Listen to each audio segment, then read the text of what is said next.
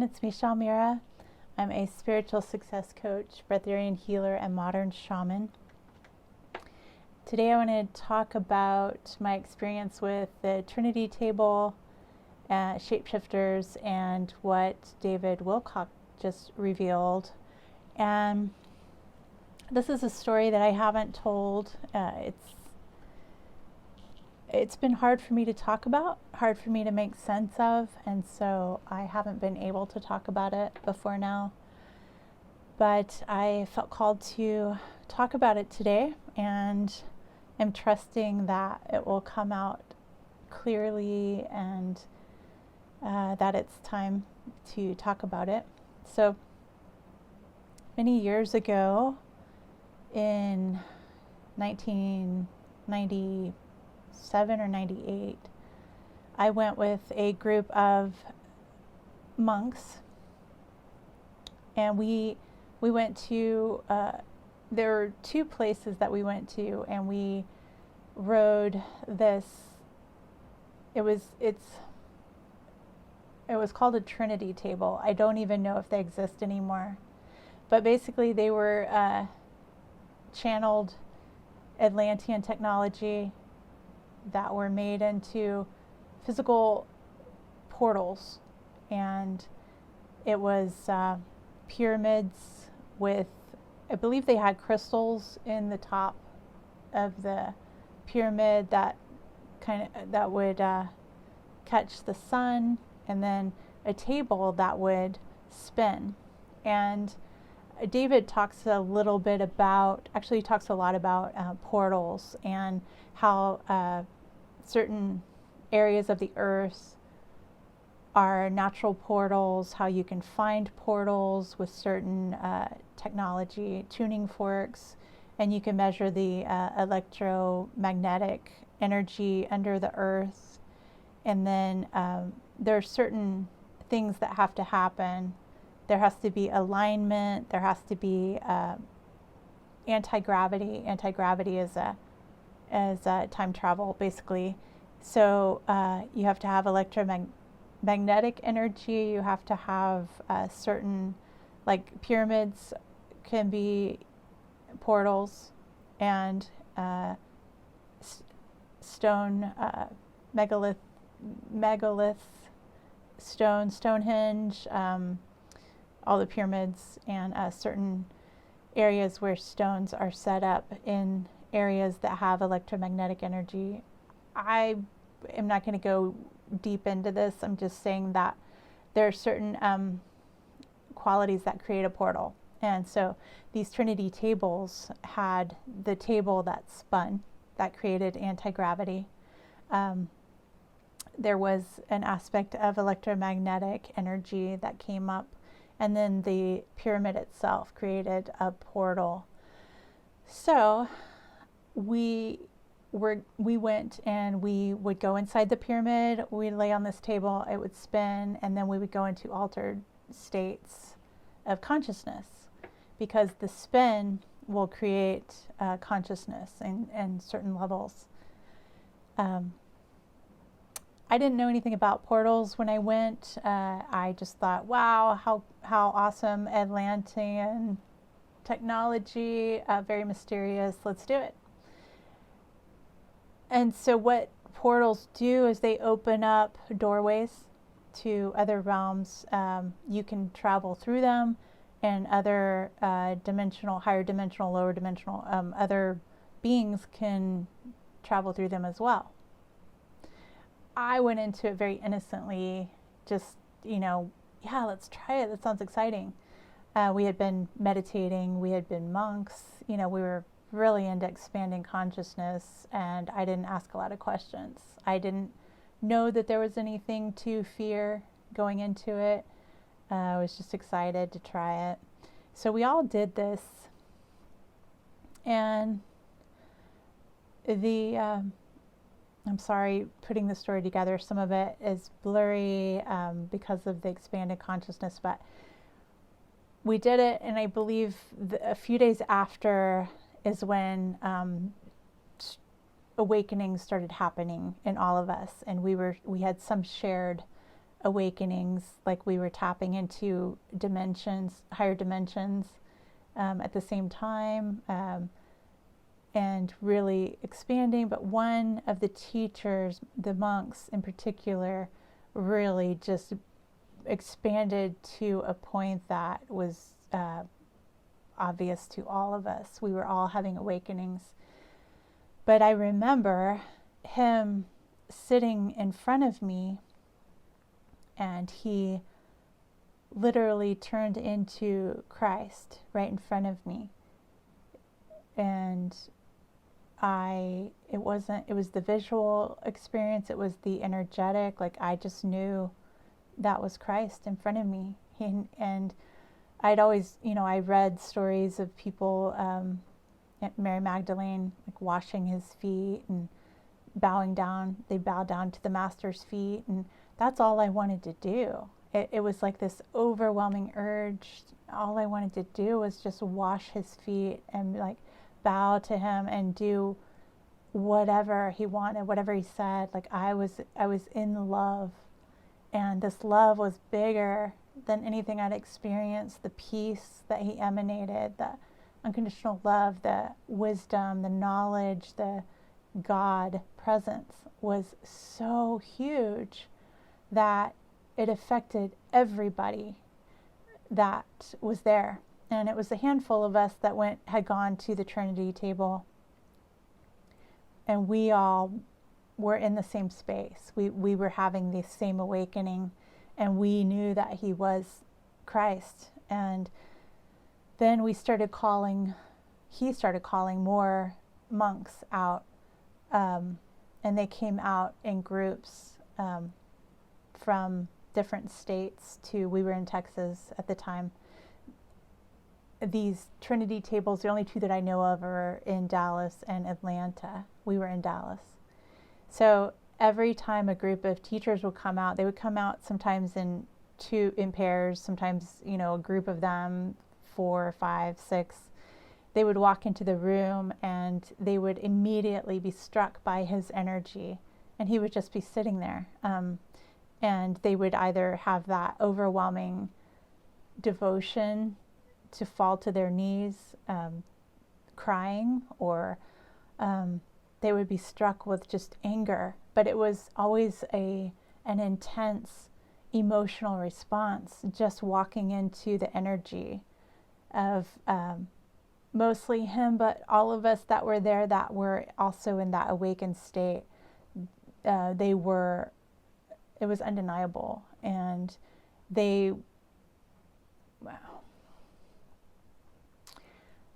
I remember seeing him change into Christ in front of me, but he also changed into the teacher of the school, the monk, the society that we were all part of. He had passed on from the body. So many of the monks that came in were experiencing a return of their teacher, which was the founder of the society that we were part of, the ashram that we were a part of. And so they were seeing also at the same time the return of Christ and the return of their teacher. It's extremely powerful, extremely profound, and we all experienced it. It wasn't something that we had to tell another person. Like, we were all going through this at the same time. I remember being so expanded in consciousness that I literally lost myself entirely, and so much of it was a blur. I just remember it being otherworldly. I didn't need to eat. I didn't need anything. I was so full of God that this body needed nothing else. I didn't even need to speak. There were no needs there, and I wasn't in charge of or in control of what came through my mouth to speak to others. It was just this hugely expanded state of God coming through. So time was shifting. I can't exactly say how long, but I want to say maybe a month or so after the awakening started, I started seeing shifts in him that weren't as loving or Christ-like, that were tainted, that were, as an example, it started becoming more aggressive. He would make comments, and there was more judgment there, where before it was just this Christ energy and complete acceptance, unconditional love. But these little negative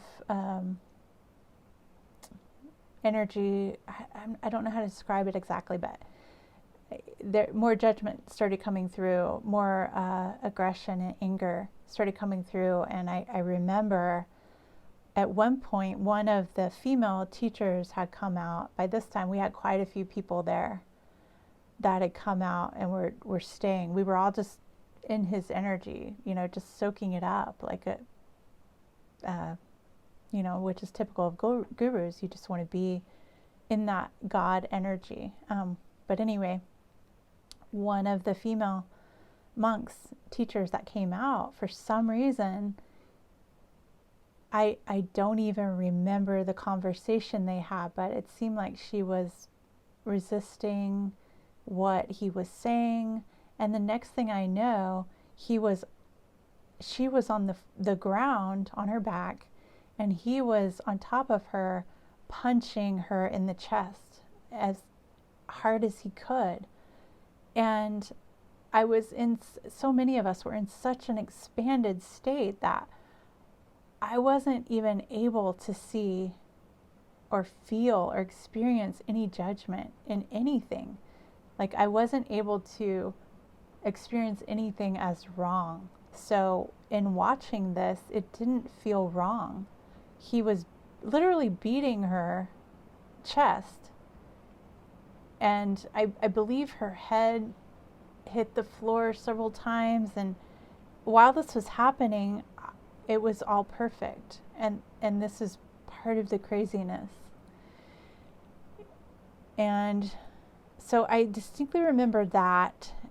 And when the expansion started contracting, I remember looking back at that situation and going, how did that seem okay? How did I not jump in and stop this?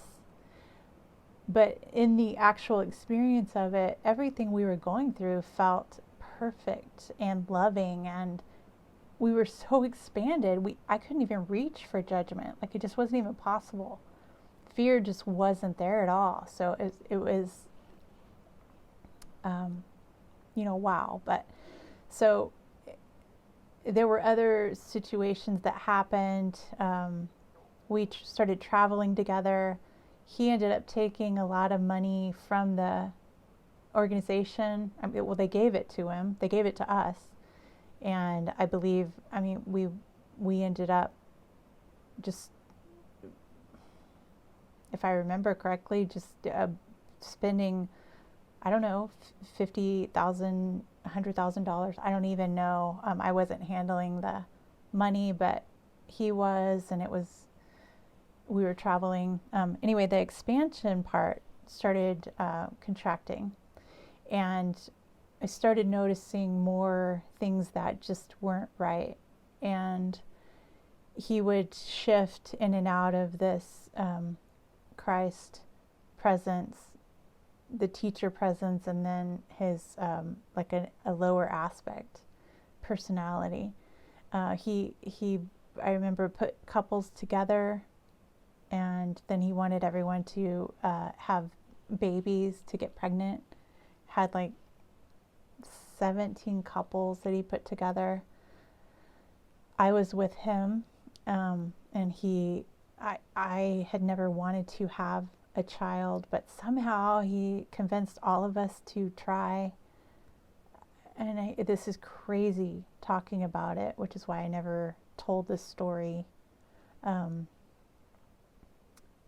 But, many of us ended up getting pregnant. And I was going to have it. I was ready, joyful, and then he cornered me with a group of teachers and was saying I shouldn't have it, and they were just ganging up on me.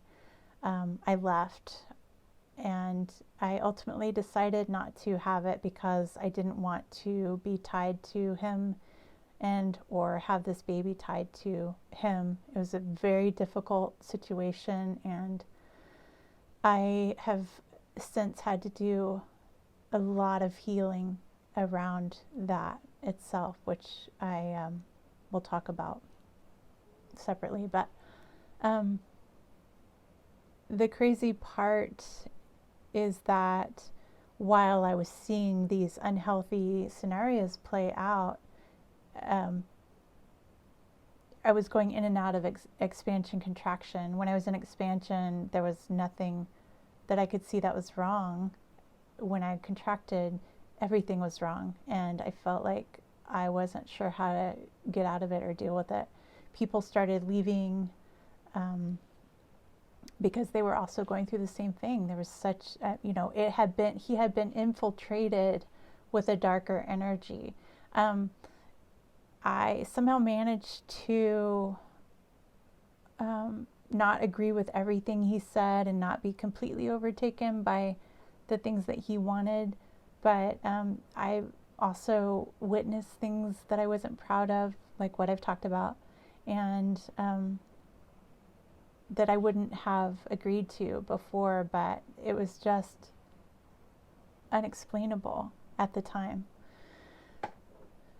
I ended up getting out of that, getting away from him, and going back to the ashram itself and doing a lot of meditation and going back to teaching at the ashram.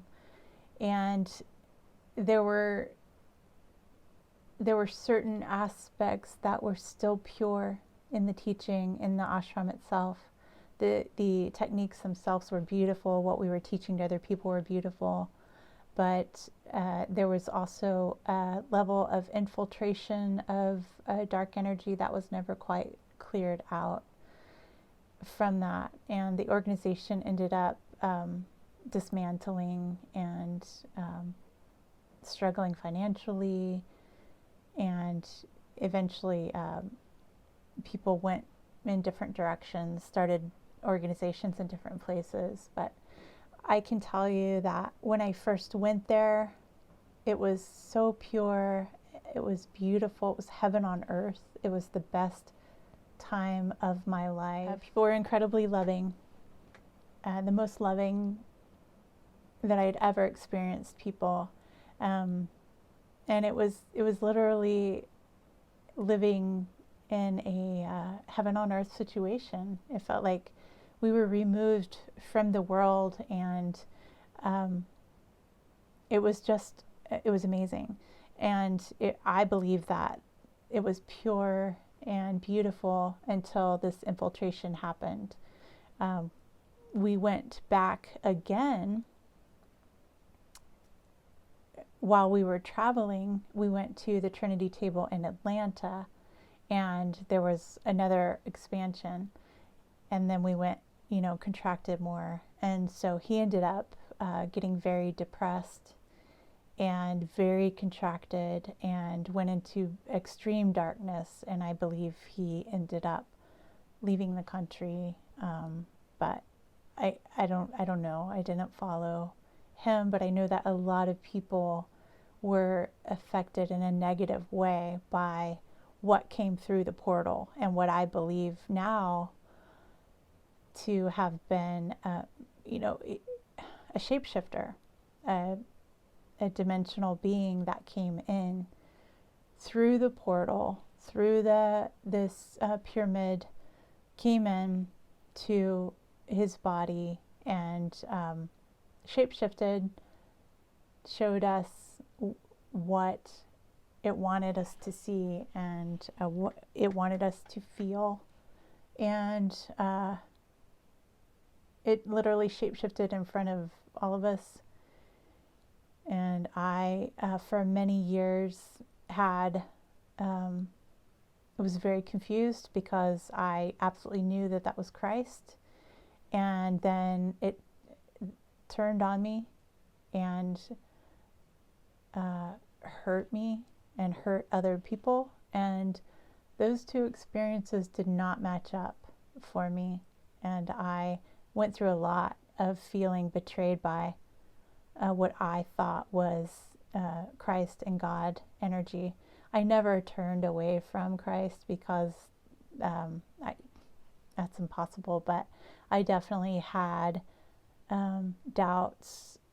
doubting myself and my own knowing for many years. And I went into dark night of the soul because that was something that I just knew 100% was that was Christ, that I had found my purpose, my place, that I would be there for the rest of my life serving. And then with that energy that came through, it got twisted and turned around, and it no longer felt healthy, and it no longer felt like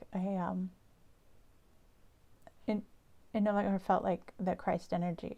So yeah, this was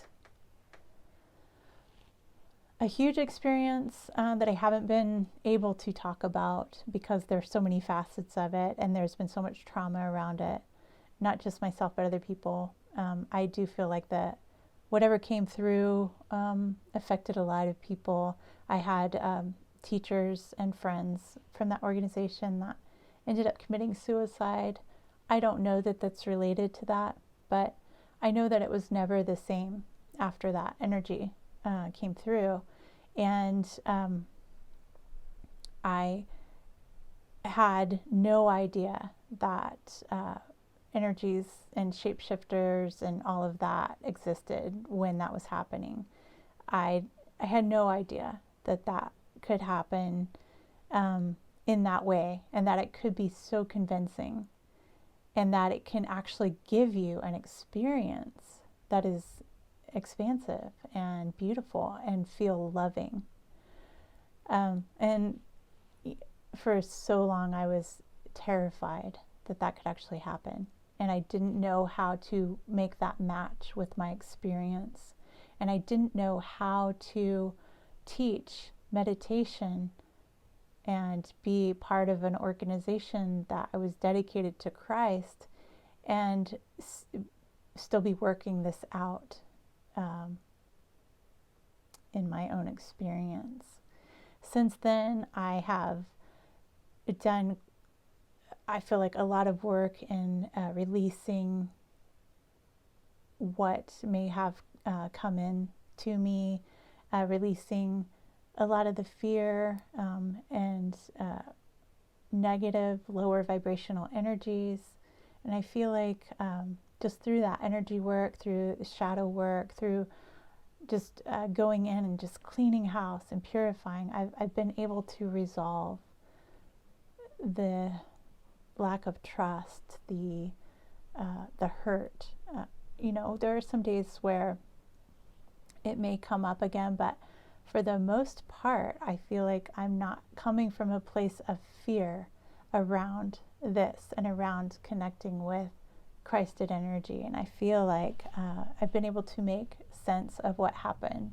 And I've been able to acknowledge and accept that portals can allow entities to come in, and higher dimensional beings that don't necessarily have our best interest at heart.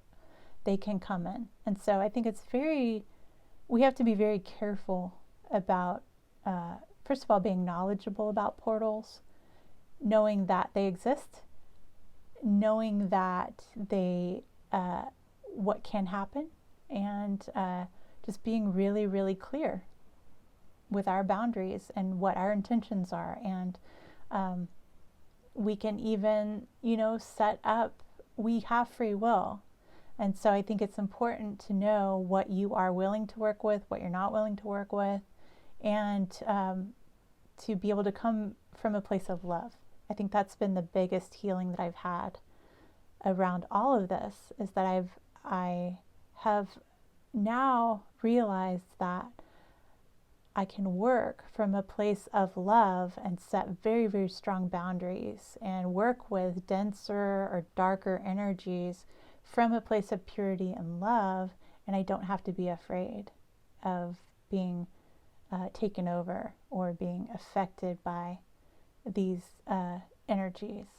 And it's from being aware of it, because like I said, I went into it blindly with no boundaries and no awareness of what could happen. So I wasn't able to say, no, you can't come in, or sure, let's work together, but I need to know what your agenda is, or whatever it is that you decide is good for you. You need to first of all be aware of what can happen and what you're willing to work with. So my biggest takeaway from all of this is that it's very important to be able to center in love and not go into fear, and that there are portals, that there are higher dimensional beings, lower dimensional beings, and that they can come through doorways, that they can come through with our permission, and that we can be giving permission unconsciously too, just by not setting up boundaries. And so to be aware of it, and to be subtly aware of energies, and that just because you feel expanded doesn't necessarily mean that it's real. And so I've also learned that the best state to be able to go into is that meditative state where you're actually letting go of expanded states, contracted states. You're letting go of agenda. You're just coming into stillness, or no thing, or the space of the void where there is nothing. And so you're not really looking for this experience or that experience, because that can be a trap. And if you have an experience, then you don't have to go into that. You can let that go. And that can actually be part of the illusion itself, which is what happened in this instance. So I got so caught up in this expansion and feel good state that it was able to sort of manipulate me. And if I was able to just go, oh, okay, that's just part of the illusion, I'm going to sink back into self, and stay there, which I was able to do that a lot, which is why I think I didn't lose myself entirely. But at first I was really drawn into the feel good, expansive state. So I think that's important. And I felt called to talk about this right now because of what is happening with the energy in the world.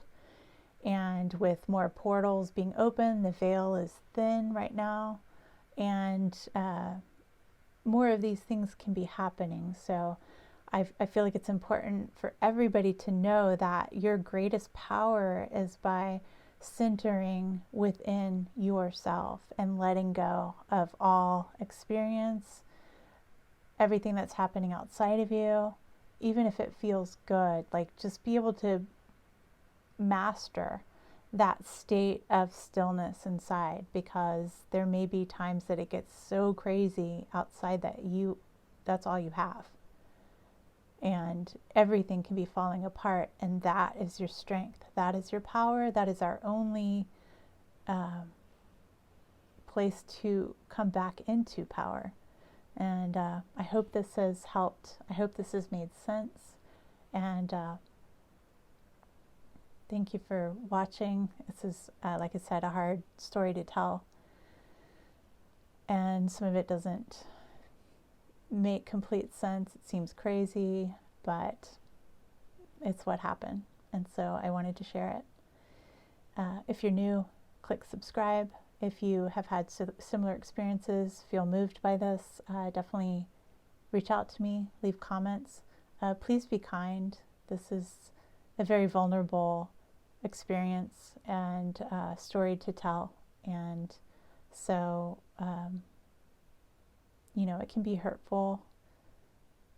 So I just invite you to come from a place of kindness. And if you feel like you can't, then I would ask that you don't comment in a hateful or judgmental way. I'm being honest and open and sharing something that has really rocked me through the years. So I'm asking for your gentle support and understanding and openness in this. Thank you for watching.